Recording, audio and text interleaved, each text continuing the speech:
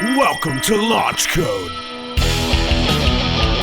premier business podcast, starring Evan Hafer, Matt Best, and Jared Taylor.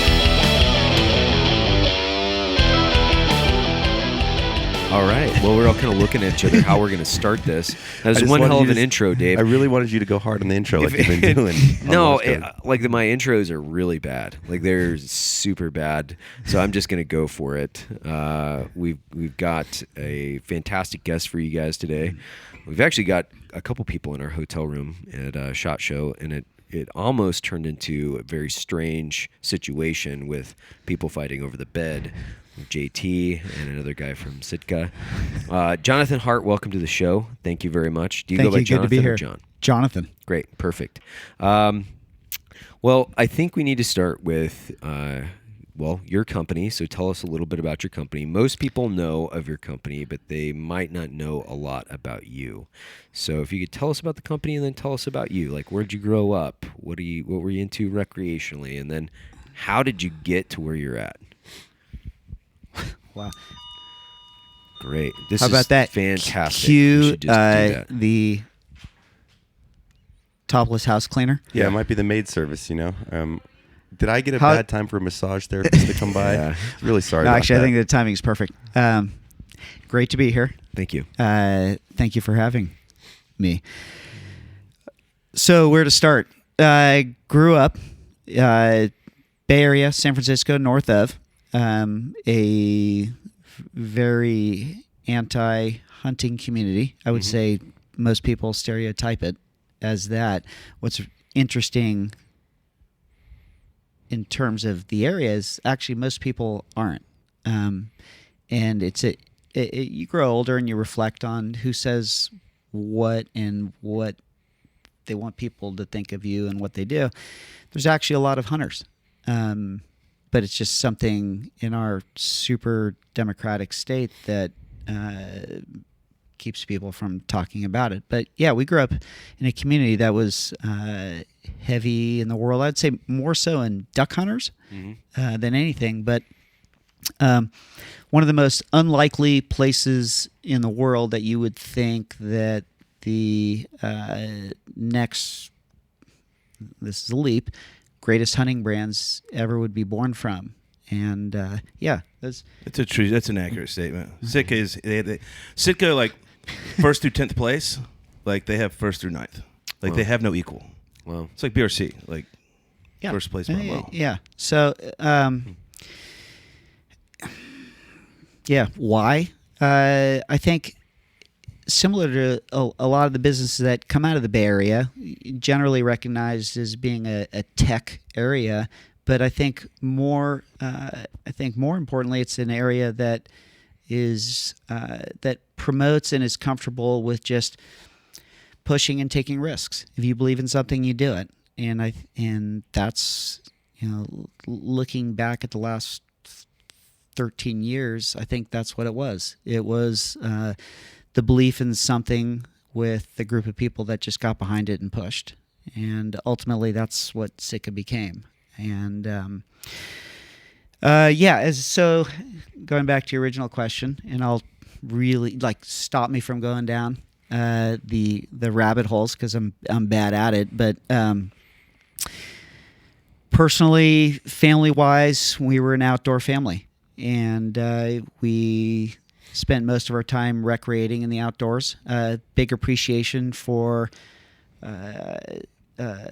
what that meant. And I think ultimately all of that tied together was this kind of appreciation for what the outdoors does for your inner person and your, self-connect with something.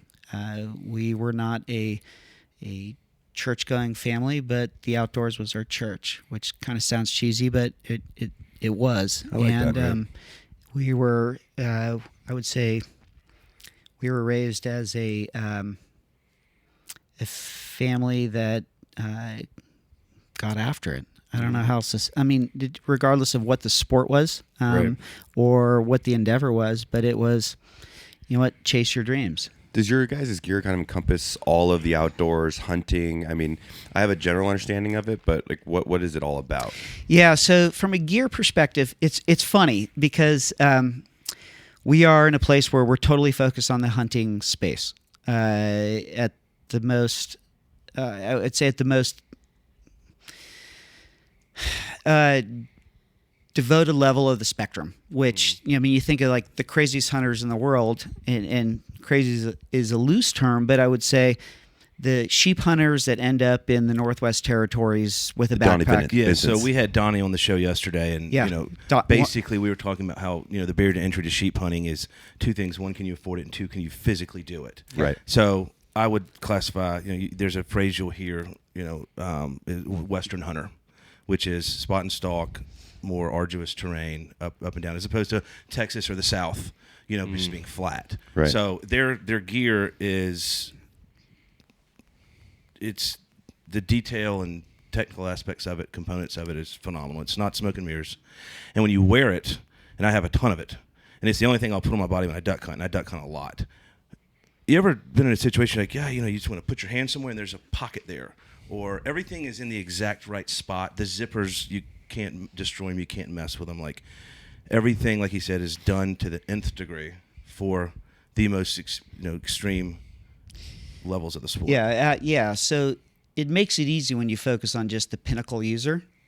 Everybody else appreciates what the experience is below that. And Donnie, one of my favorite people in the world, is an incredible feedback machine. I've heard that from several companies. Was he just come back from the wilderness and he's like, there needs to be a pocket right here because when I'm doing this and... Dude, 1 centimeter higher on the left. Really? Yeah. Oh, wow. yeah. Donnie's, he's the best. Wow. He's absolutely the best. Actually, I've got a little plug for him. My wife is going to be showing his YouTube video, Who We Are, in my son's 8th grade class this week. Oh, that's awesome. Cool. That's great. Yeah. In California? Yeah, in California. Is that allowed? Why we hunt? Well, you see change, and this is like one of those like interesting things that you see. Are we going to go there? I thought we were going to go talk Let's about do product. it. So change is happening, and his class is having a conversation around the harvest, all encompassing. Not just fruits, not just vegetables, but also about where your protein and your meat comes from. Yeah, the hunter-gatherer spectrum, yeah. Exactly. And, of course, I got the email for, I need somebody to come help with the class. And I was like, holy smokes, like, yes. Put me in, coach. Oh, wait, shoot, I'm traveling all week. And I wrote back and just said, you know what, I can't be there. I will donate elk and deer for your class discussion. And my wife will come in and talk, which she looked at me and she said, what the fuck? Seriously? Did you just put me in without asking? I said, yeah, pretty much I did. It's important, though. And that's okay now. Like, that's becoming okay. That's phenomenal. That's pretty cool. In our schools. Wow. But you said before I took us off subject, you said if you focus on the pinnacle user. I really like that line. Product perspective, you always focus on the pinnacle user. And everything else just flows from there.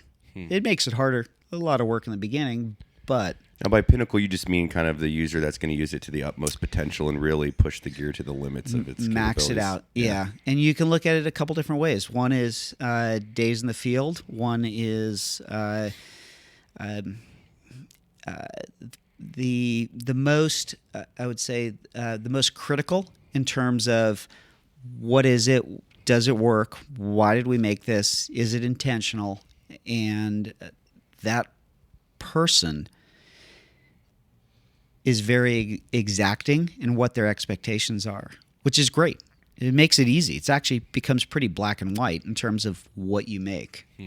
So when you guys founded this, were you looking to grow it to this scale and this level, or was it kind of a rocky road where you're like, hey, I enjoy the outdoor space and the hunting space, I just kind of want to make gear that I enjoy? What was the process? We believed that we could become the next North Face.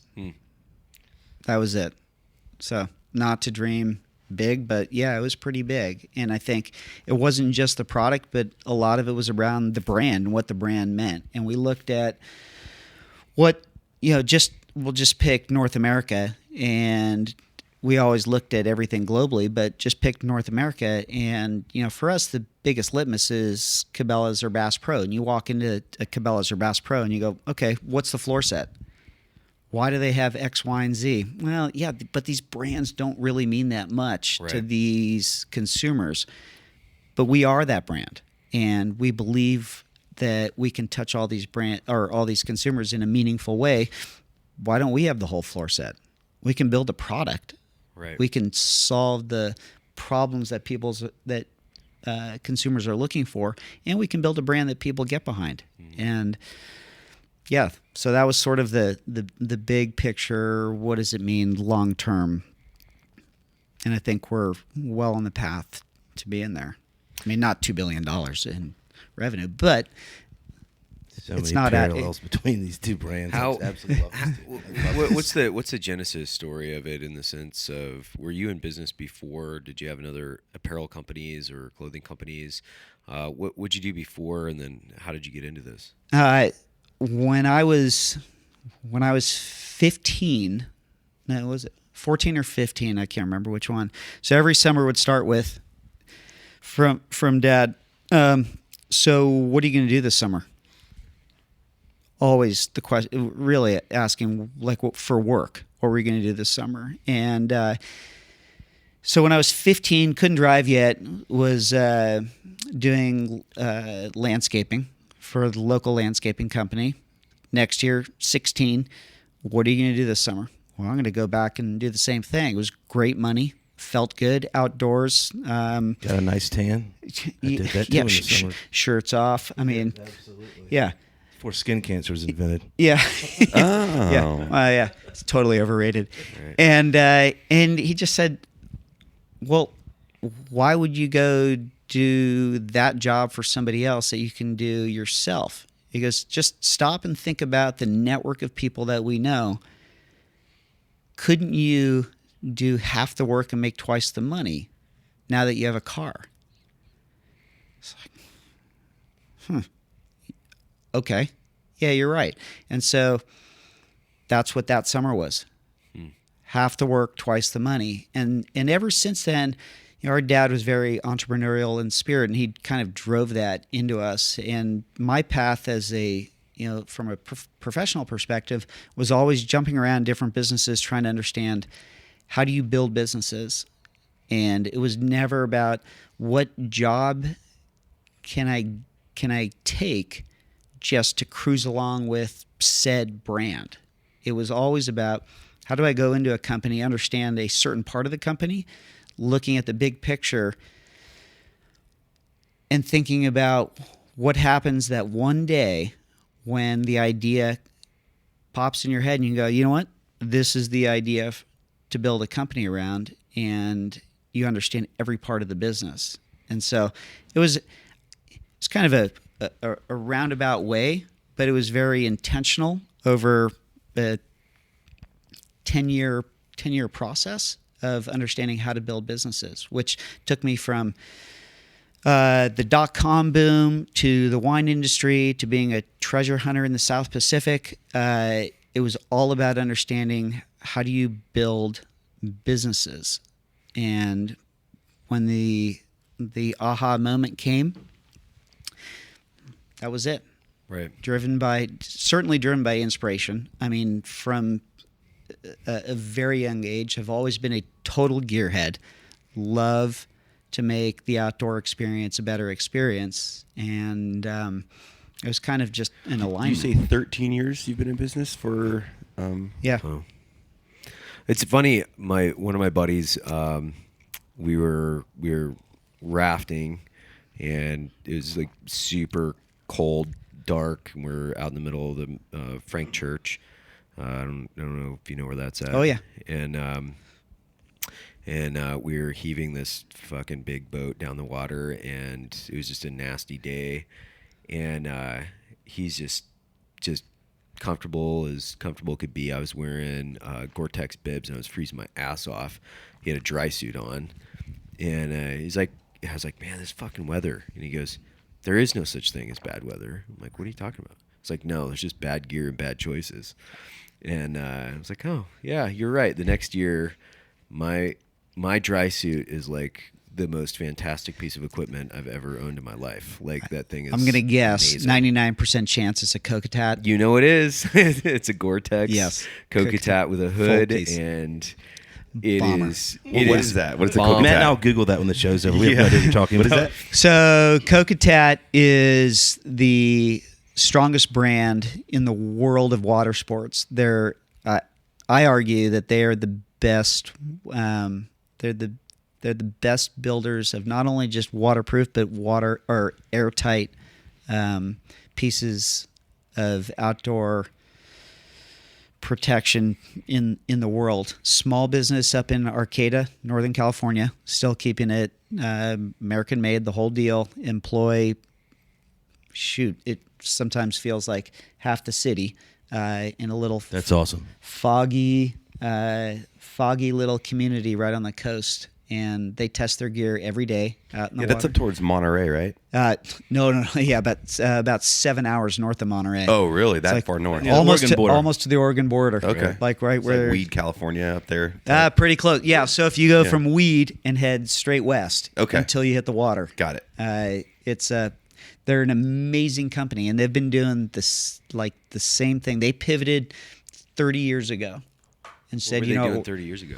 they were building a whole bunch of different outdoor random, pieces. Right. And they said, you know what, we're going to become the best in the world at water sports, keeping people comfortable. Well, But they they're the did best. it because I'll tell you, every time I step out on the river, it could be sunny, and I'm looking at it going, man, I just want to get my dry suit so I can get in the water. And, Yeah. That's like, But you don't get wet. sometimes I get wet. Evan 2 years ago took me my first river rafting trip. He owns Idaho River Adventures, and they do the Middle Fork of the Salmon. And at the time, I mean, I've hunted a lot. I've hunted all over the world, but fishing's never been my thing. And I was like, yeah, dude, I'd love to come. And Wife so, was the ex-river guide. so my Nice. buddies, I was like, yeah, man, I'm going on this river trip. They're like, what are you doing? I was like, yeah, my Evan from BRC invited me to float the Middle Fork of the Salmon. And they're like, Dude. Are you serious? Middle Fork? yeah, they were like, you that's like one or number 2 river trips in the U.S. And I was like, well, Right lucky after me. Selway or Grand? I would say But- it's Grand. Yeah, Yeah, it goes Grand, like the big, Grand, big Middle three. Fork, Selway. Yeah, big three are Grand, Middle Fork, Selway. And, But that was interesting, watching him navigate the boats and that kayak and stuff he put in, and like. yeah, I'm a Look at water. that, I bro. mean, I was a hardcore water sports guy. So I mean, I in the whitewater. I grew up in Idaho. Yeah. Grew up in the whitewater. Whether it was like jet boat, kayak, drift boat, raft, it doesn't matter. Just get in the river. And I think my first boat was like this big. It doesn't matter. I don't know why I'm launching down this rabbit hole. This nasty big Perception. And then I had this other like big, and now these are considered creek boats because they're so fucking big. But now, with play boats and all these other things that are like the technology's evolved. But I spent a huge percentage of my time outside of my profession just in the water. So Yeah, that was- it's a big. It's funny you bring up the water. So my wife was a ex-river guide. She Where at? in Colorado Wait- on the Pooter, Oh, nice. Yeah, yeah. and she taught me how to kayak, Hmm. and quickly ramped up to just being an addict of steep creek and class 5, Right. big falls, like dropping everything. And when our son was born, who's 13 now, I hung up the boats Yeah. because I was scared. I mean, I knew every time. And one of my favorite quotes, and hopefully you guys will at some point talk to my friend George, SEAL guy, and we had kids at the same time. And I always asked him, I just said, so how do you do it? You have a kid. And he said, so you know that first paddle stroke right when you're about to drop into a class 5? I said, oh yeah, super familiar with that feeling? And he said, yeah, blinders go up on the sides. He goes, every stroke you make all the way down is the right stroke, because if you make the wrong stroke, you're dead. Right. 100% conviction, everything. He goes, that's my life. And I was like, wow. And I never forgot that conversation. And it was, that was 12 years ago. But that's what paddling was. Mm-hmm. And it was so intense. It was so amazing. And this summer, my son had pushed and finally jumped into a boat. We went to CocaTat. Nice. In person, went through the factory, the whole deal, and walked out of there fully rigged up and jumped in a boat, and off he's going. And I was like, I'm so excited I can get back in a boat now. Yeah. Because I couldn't, because I was so afraid of what, could happen, because that's just how I ran, right on the edge. And you don't want to make that mistake when you got kids and stuff. But now it's You got a rafting buddy. yeah. That's awesome. Yeah. It's Well, cool. It's funny because I made the transition over to rafts. Not, Yeah. you know what Yeah. I mean? We got it's- the whole thing. Or rig, everything. Yeah. We're same toys. And I got out of the boats and went to the rafts because I wanted more I wanted the ability to take my family out on the river and have them have this experience that family experience, and be able to spend like 3-4 days, and ultimately when my kids are big enough, do a long grand trip, like 20 some days. Yeah. But I transitioned to rafts before I even had kids. I bought the company before I had kids in expectation of going, I know I'm going to have kids someday, and I want to have the ability to take them down the river anytime I want. So, people always ask me, well, what did you buy, or how did you prepare for your family or whatever? I'm like, man, I actually bought a company that allows me access to the most remote wilderness in the fucking lower 48, and I'll have it for the rest of my life, and my kids will have it, and they didn't know it, and I didn't know my kids at that time, but that was my greatest gift that I could have given them. I took literally everything that I had in the bank at that time and invested in the company, because permits like that don't come up. They only issue 18. There's only 18 on the river. They don't issue any more. Yeah. And it's like, okay, well, I don't, and it's not like I was government contractor at the time, so it was a significant investment in my future, hoping that those babies could produce, I guess. Like, holy shit, they better work, man. I better get some swimmers in there, and I better get somebody that can do one of it. the greatest gifts this world will ever know, Bug. She's going to develop the cures to all diseases. The gear, it's the most fascinating child I've ever been in the presence of. The gear aspect of things, like I'm a hardcore gearhead too. Like, I mean, so I can definitively respect it. The funny thing is, like, and a friendship gear is stuff, born. Yeah. There's just so many parallels. Dude. I love listening to this.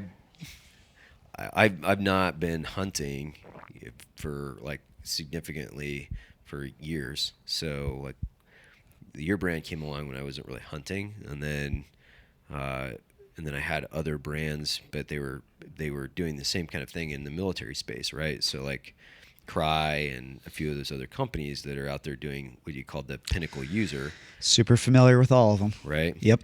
And I've seen your stuff a lot. I know exactly, your competitors and you, but it's funny. I just don't hunt enough. But now that I'm getting into it, they got bows for Christmas. They both got Hoyt RX ones. Evan had a bow before he got his, so I had Evan Williams from Hoyt go meet him at the shop, let him pick out colors, everything, measure them, because I wanted the bows to fit them, because they can both shoot lights out with a gun. So that will transition. Shocking. They will, yeah, exactly. Pistol, long gun, whatever you want. They can both shoot lights out, offhand, whatever. And I want it to fit them perfectly, because I want, for me personally, I want their experience with the bow to be as good as possible. It has to be, and because it can be. Yeah, and that's the cool part. I can't. When you guys are ready to go recurve, we'll have that conversation. I shoot a traditional right now. Well, not a recurve, but I shoot a Hoyt Buffalo. Okay. With his daughter in a papoose on his back, standing in his kitchen, So the heat from the kitchen blows on her back, and he shoots his target out of his backyard. I am gonna have to support the company because I grew up bird hunting. I like He's to a go big bird hunter. harvest He and I an are big animal bird at least hunters. once a year. So and now getting into a little probably bow hunting. I'm gonna have to go swing by your guys' shop and No, it's funny, like some gear. listening to him talk about the pinnacle user and like, so for example, like duck hunting and whatnot, like the market has been demanding waders from Sitka for how long? Number one requested product from inception. Wow. Okay. And Waders. they're finally here. Really? And Yeah, it's it took a interesting to long me time. because I think they were waiting to perfect it and get it right. Right. And I look at the way that Evan does business, and another example is the way Matt does videos. So Matt won't put anything out unless it's right. Yeah. He meets won't. the Matt vision. could put stuff out every day, and it would do tons and tons of stuff. But he basically does his videos, and the way he presents the brand and whatnot is very similar to the way Sitka puts out products. You're not putting out a product for the simple fact of a race for SKUs.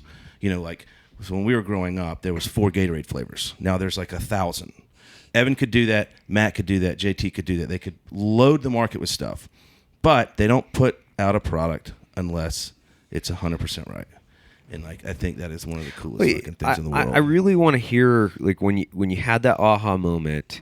Like, do you remember where you were and Yeah. what you were doing? Oh my and, gosh, like- it is Cold. clear as day. okay. One of those perfect storms. Had just woke up in the dark, climbed about 3,000 feet to get above timberline. Went through every. That's right. This is Idaho, Sheep Mountain. We went through every weather condition you could imagine on this one climb. Where were you at in Idaho? We're in Sheep Mountain, Idaho, northeast of Haley. Okay. Yeah. And it started off cold and crisp, then the wind, then the rain, then the snow, then the bulls bugling nonstop, and sitting at about 11,000 feet above timberline, behind a little white burled pine, trying to just get out of the weather, and looking at our soaking wet cotton crap. Right. Going, I mean, literally, it was one of those. I wish I was wearing my climbing gear. Why in the world do we wear this stuff? Right. Because I've got a whole closet full of stuff that I'd be really, really comfortable in right now. Yet that gap between the hunting industry and the climbing industry is about 10 years. Right. But question mark, like why? So let me jump in and real that quick. was the So beginning. I think, just so those listening, what Jonathan's talking about is the hunting industry on the apparel side at this point focused on the pattern and how appealing it was to the human consumer. They didn't look at the rods and cones in animals' eyes. They didn't put any science and studying into the way that animals see, hear, smell, taste, process things. Because animals, we see something, and sometimes we're like, man, what is that? The difference between humans and animals is that animals process things instantaneously. They hear something, they know what it is, if it's foreign. And they smell, they taste, it's instantaneous processing. Yeah. And then that is basically, that's what he's getting at with the hunting side. There was no technical component or thought behind the apparel. It was just, let's make a camo pattern that people down in Georgia or Alabama will think looks cool. Right. And they'll buy it and wear it. Yeah, that's very fair, and it's easy and quick to just gloss over stuff like that. So you're absolutely right. Animals are fight or flight. I mean, it's just instinctual. That's where they are. And they see things differently than humans. yeah. The way they see colors and hues and depth. So from inception, it started with the simple understanding of what's a layering system, completely foreign to the hunting industry. In the climbing industry or the outdoor recreational industry, it's like that's what you do. It's pretty obvious. You look, flip through any publication right now in the hunting space, that's standard vocabulary. It wasn't back then, which is kind of one of those kind of fun reflections when you look at vocabulary and the change of language and like how people even talk about preparing for hunts. For us, it's the only way that you go in the outdoors. Like a system was everything, and it didn't exist before. And that was kind of well, why doesn't it? Right. And that was the sort of the beginning of the whole, the quest. It started off to seek to understand, and then it became, well, nobody's doing it. We should do this, because if you're not comfortable, you're sacrificing the opportunity not just to be quote unquote successful, but just to enjoy yourself. Yeah. Because at the root of all of it, being in the outdoors is this path to connecting with yourself. And it's very philosophical in a sense, but it's the reality of why we spend so much time in the outdoors. It's about like who we are at our core, and being able to empower people to do that is really the quest. If you harvest, yeah, that's a win. That's a bonus. It puts food on the table for your family, and there's a lot of that part is very important, depending on who you are as an individual and as a family. But at the root of all of it, it is about who you are as a person and being able to connect back to that. And the outdoors, it does that. And so you wanted to stay dry and layered. Yeah. the So concept. so it's interesting. Yeah. So you can break it apart and pull it apart in 10 different ways, but at the end of the day, it's about being comfortable. Because if you're comfortable, you make better decisions. It's about mental acuity. It's about if you really want to get hardcore about it, we talk about core temperature. There's, we're driven a lot by research that's been done in the military, which is around what happens, like how do you react, like why do you make the decisions that you make, and the physiological outputs of your core become amazingly important on what happens in the decisions you make. So you can drill it all the way back to what we refer to as just mental acuity, and mental acuity drives a whole bunch of decision-making processes. So like as a hunter, when you wake up, that's the beginning of the decision-making tree. Left, right, left, right, left, right, left, right, all the way down to the very end. And it doesn't matter if you ultimately are successful in a harvest, but it certainly dictates what your experience is for the day. Yeah, I'm cold as shit. There's a bull 400 yards this way.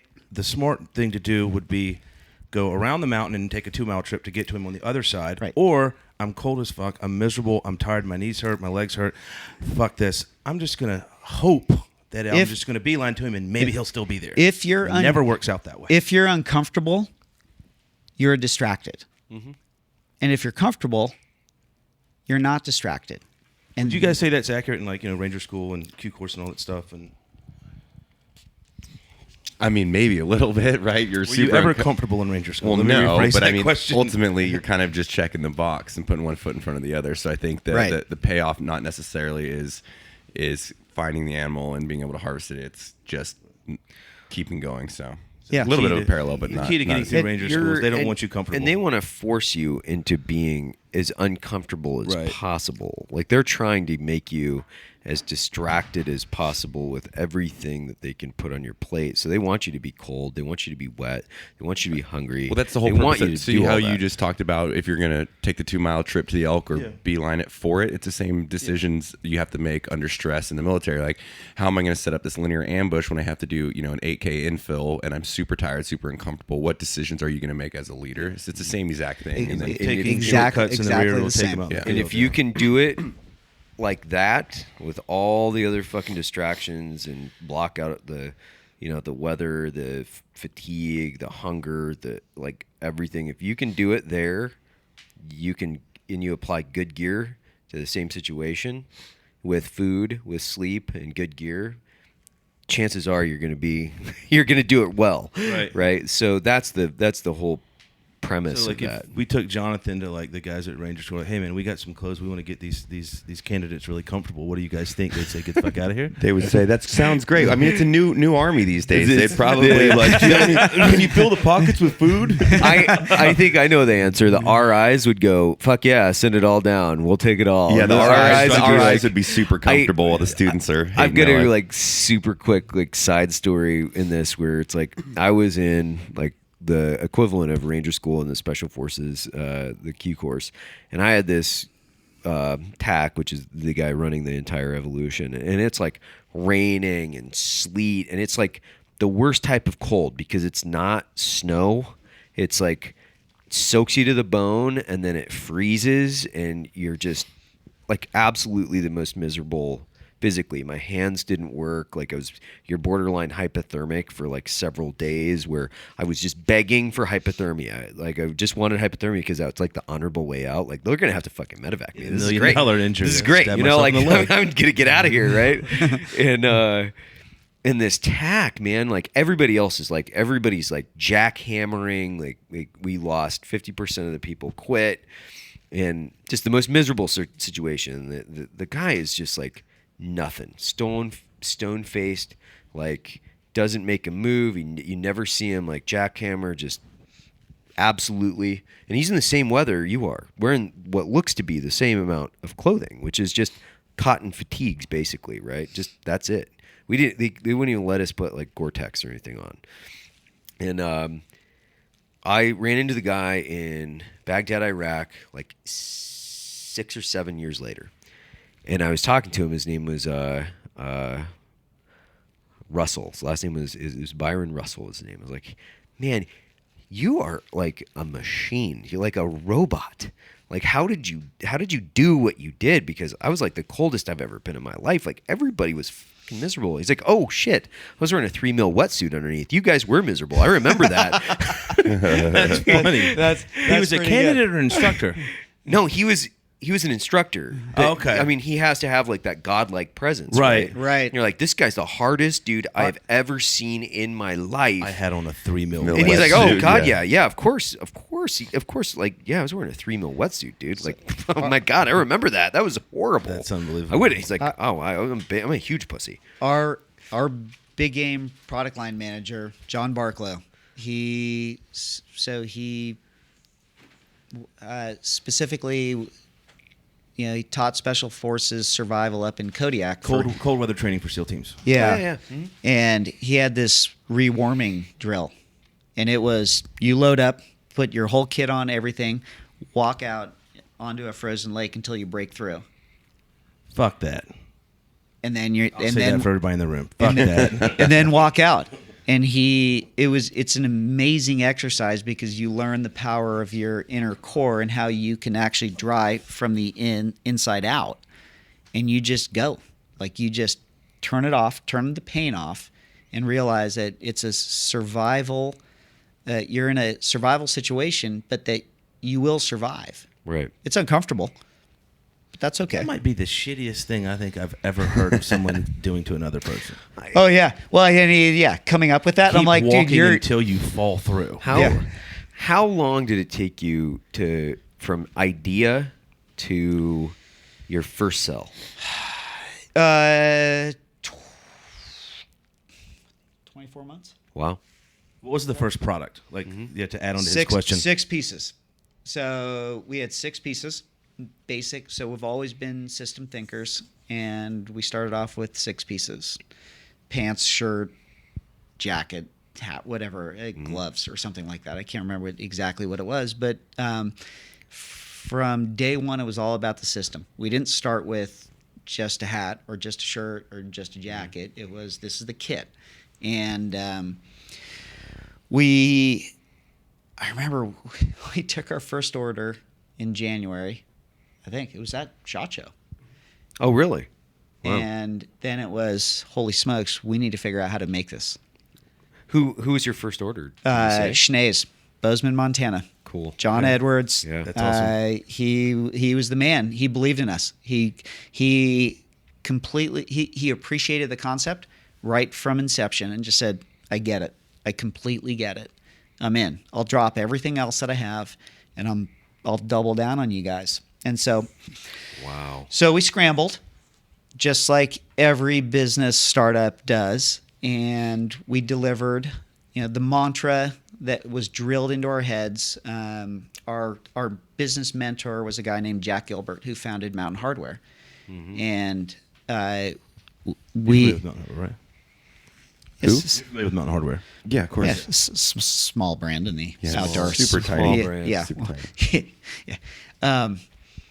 So Jack's point from day one was deliver. Deliver, deliver, deliver. If you say it's going to be there on Monday, make sure it shows up on Monday. Right. And that was our mantra, was deliver. And so we delivered. I think we delivered maybe a day late, but we didn't know what we were doing. We had no idea. We had no background. We'd never been to China in person before. We had absolutely no idea what we were doing, but we were quick studies. And So did you get on a plane and fly to China? Is that what you did? sometimes, like, oh, I got to be in China tomorrow. You just like book a ticket and you just go. Like, you just show up at a factory and go, this has got to ship next week. We just got your email and you said you're going to be 3 weeks out. We can't do that. So, it's from a respect and honor perspective.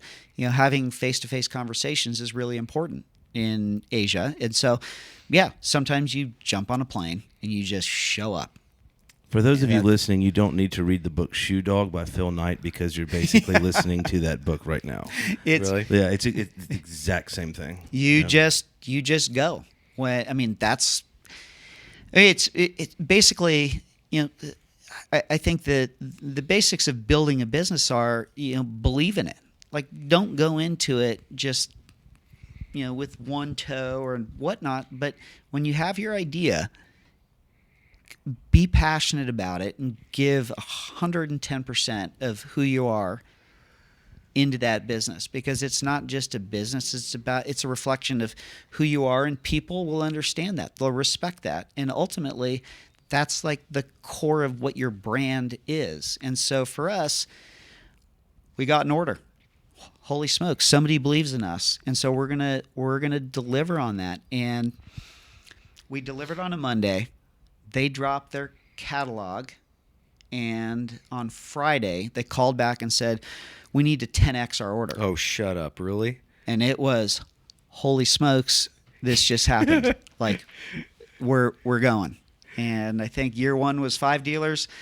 Year two was, I don't know, it was 100, and then it never stopped. So when you started building this and you're grabbing dealers, did you have somebody in sales that had done that before? Were you figuring out like how to even establish your dealer network and how that the sales process? Yeah. Well, we had backgrounds in everything. Mm-hmm. We were jacks of all trades. We were not great at anything, but we understood at the end of the day, it was still about brand. It was still about product, and it was still most importantly about delivering on our promise. And we just persevered through all of it. I think the only hard conversation from a sales perspective was one early on with Bass Pro. We didn't read the contract. Oh. Which has, well, there are a lot of expectations that are put on you, and yeah, we should have read the fine print. Yeah, and that was an interesting conversation. Like, okay, yeah, we need more. I was like, well, we're sold out. WTF? Like, right. Yeah, we're sold out. That's an interesting one because it's legal at that point. Yeah. Somebody signed it. Right. And yeah, you get smarter as you go through it, but you're still chasing the dream. You're still like, I think at the core of it, you're so focused on the consumer that you just work through all the details that surround it. And at the end of the day, it's still about the consumer. We can all trip and screw up all around it, but making sure that the consumer's experience is the best experience. That's what you focus on. How many employees did you have your first 2 years? 2? Seriously? Just the 2? 3. Yeah, 3? yeah, 3. We were 3 people in a garage. Nice. Were you working another job too, or were you dedicating everything to this? First year, yeah, PK delivered pizzas at night because Fuck we had yeah. no Pizza we- delivery. I love that. That's so great. awesome, man. for a year legit. because we had no money. That's And we had no money. We Fucking awesome. doubled down on our houses, Right. extended everything. I mean, there was not a extra penny anywhere, and Was yeah, it worth it? it was totally worth it. yeah. It's like, I mean, it's so amazing. People go, "Oh, like when were you happiest?" And it's crazy. Like I think we were all happiest grinding 18 hours a day, which is an unsustainable model. Like you look back and you go like, yeah, that's stupid. And it was. Like I think I could run about 6 to 8 weeks going 18 hours a day, and then I'd be deathly sick for about 4 to 5 days. Like full on, just fetal position in bed, my wife going, "You're an idiot." And then pulling out of it going, "Okay, right back at it." And you just don't stop. And I think those are the funnest days, the most unhealthy, The most unhealthy, yeah. but you feel alive, which is, I think, the whole point. Yeah, it's like I think I sent Evan a text on Christmas Day, and I was like, "Man, I hate holidays." It's like I just, like people don't work. It seems like nothing's really going on, But it's interesting. Like decision makers answer emails and work on holidays and the weekends. That's why they're decision makers. I keep waiting for the 26-hour day. yeah. Yeah, that'd be so good. Dude, just a couple extra hours a day would be awesome. Let me ask you this: what are some, like, looking back now? We look back on things that happened to us in the past, and looking back, it's like, that's no big deal. But during that moment, during that time, like there were things that were very, very difficult.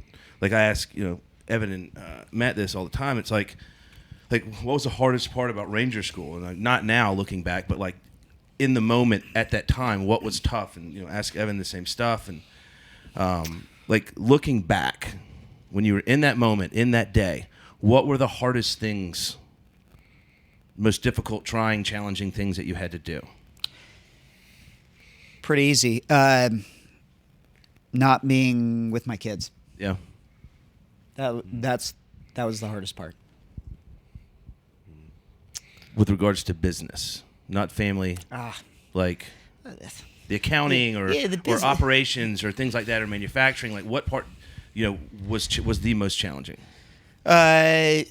Being forced to be a manager, and having the all of a sudden realizing that you have people that depend on your decisions, because you start off, you go into it where it's all about you, and then all of a sudden it's not about you. Yeah, you're responsible for others. It is, so for us, we refer to like team as brand, and our brand is the team, and like that realization that it's not you anymore, Right. is it's a mind shift. And you see like these crazy businesses, the most famous in the world is Steve Jobs, like hero, idol, unbelievably ego, self-centered person that you look at that and you hopefully learn from that. And I think, if I were to tell somebody who's going into starting a business, is think about the business that you want to create and the culture that you want to create, and think about the team that is going to be born out of it, and it's not about you, and it can't be about you. Let me ask you guys a question. So, in your previous jobs, he's talking about being a manager and being responsible for people. So, like, in your previous jobs, like, you were responsible for people, and, like, mistakes could cost lives.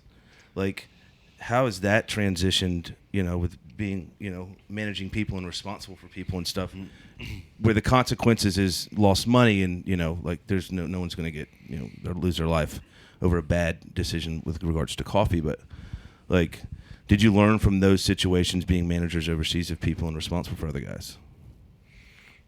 Yeah, I managed a lot of people. Prior to this, so that was one thing that I was fairly comfortable with. The problem is that was in the military context, and so managing people in the military and or in a paramilitary organization, you have a way that you can communicate with people, which is like, no shit, like let's get this done. I'm gonna put my foot in your ass. You go to the civilian side, and that sometimes is feelings. It's sometimes like now I have HR, and I can't tell people like get your fucking head out of your ass. You have Why HR? are you an idiot? I can. Is that but, surprise? Of course, like, we have HR. I've got to walk like a tighter line now because like I can't come in and good game everybody, or else the females in my office are going to be a little bit weirded out by that, and more than likely they're going to complain. But I'm making a joke to a certain degree, but there is very, very much in the military. When you look at your mission, you look at your team, and my mission was never Black Rifle Coffee. I wrote a life mission statement, which was to economically emancipate myself from the United States government and lead a happy and fulfilling life. Those definitions underneath that, which was what are the vehicles that I need to what are the machines that I need to build in order to fulfill the mission objective, right? And Black Rifle Coffee has a mission statement, but it's ultimately fulfilling an individual mission. So the company is not me. The company is the brand and the people, and the success of the company it doesn't necessarily directly dictate whether or not I'm defining my life as a success. So they're very differentiating, nuanced things within that. But that's a long answer. I hope. Yeah, but so basically, management is management, whether it's overseas, and you have to evolve. No, and it's different. But it's just different. Like I guess my point is you have to adapt. Yeah, you have to yeah. change. There's different approaches to even the individual. Let alone a whole company. Yeah. Again, at this time, like we have 110 employees, 12 employees, I guess, as of this morning, and I ignite portions of my communication back, like this morning, for instance, like if I yelled at my CFO for 15 minutes and I felt like it was 4 years ago or whatever, like, what the fuck is your problem? Like, those were the statements that I'm making, and I'm like, oh, well, I still got that in me. I'm still a dick. Yeah. No, I'm joking. I'm like, I have to convey a point in the seriousness of this through a method of communication that I'm absolutely familiar with because I've been doing it for, my entire adult life. And sometimes that's the best way, but it can't be the only way. Right. So I think Dave said we're kind of running on time. Or did you say that or did not say that? I thought you were waving at me. I'm sorry. I want to, how many people do you have working for Sitka now? Full-time equivalents, FTEs. Yeah. We're 27, I think. 25 or 27. And where are you guys based out of? Bozeman, Montana. Yeah, we had Brad Speaking to Evan's Christian heart on right there. yesterday too. Oh, Yeah. man. Yeah. DC. Talking about place of peace. One thing, observing is if you look at, Sitka and how many other companies have tried to copy what you guys Yeah. did. And the same with BRC. Like, how many companies, have tried to, in essence, kind of copy it? And I think, imitation is the greatest form of flattery. And I think when you create something like Sitka or Black Rifle and it causes other companies to come into existence, I think that's pretty damn impressive. Yeah. So, yes, there's Six, maybe? Every trade show there seems to be another. Right. There's a whole bunch. Yeah. And you're right. Imitation is the highest form of flattery. Sure doesn't feel that way, though, does it? It's interesting because for us, the point of view is competition is great. It makes us stronger. Right. And we believe that at the end of the day, competition gives the consumer the best opportunity for an experience in the out of doors. Kenton and I, founder of First Light, did a podcast on Saturday at Wild Sheep Show, and people were shocked. Like, are you kidding? You guys are direct competitors. And I said, well, I don't see it that way. Like, actually, neither one of us do. Like, you could argue we're competitors, but we're actually not. We're completely aligned on everything we do. And so I think that actually makes us, brothers in arms. And that's I think a very different way of looking at business, which people struggle with, but it makes life easier. You don't worry about it. I would agree with that. I think I love to compete. Like I love competition. Oh, come on. No way. The thing where I say is like, bring on the competitors and let's have a great time, because like just like on the range or anything else, let's put our toes on the line. Let's get it out, man. Let's fucking go. However, when your competition crosses the line into theft, that's where you're like, okay, now you're a criminal. You're not competing against me. You're just trying to steal from me, right? So that's where I'd say there's a line where you're like, okay, now you're just stealing intellectual property. That's where I would say, like imitation, when you're imitating and not competing. Yeah, that's Evan lost an axe throwing contest in Colorado this summer. And I would now probably say that Evan might be one of the greatest axe throwers this country's ever produced. and where's your axe? It's in Utah. I don't think he'd ever thrown, like, there was the guys from like Nine Line. Line. Hey, let's do an axe throwing competition, and like I don't think Evan had ever thrown one. No, I'd thrown a lot of them. I just fucked up my 2 weeks pacing. later, he was. We have a very similar methodology, though, because we have another apparel brand that's very in line with what another company called Nine Line. But the same thing. I mean, we hang out with those guys.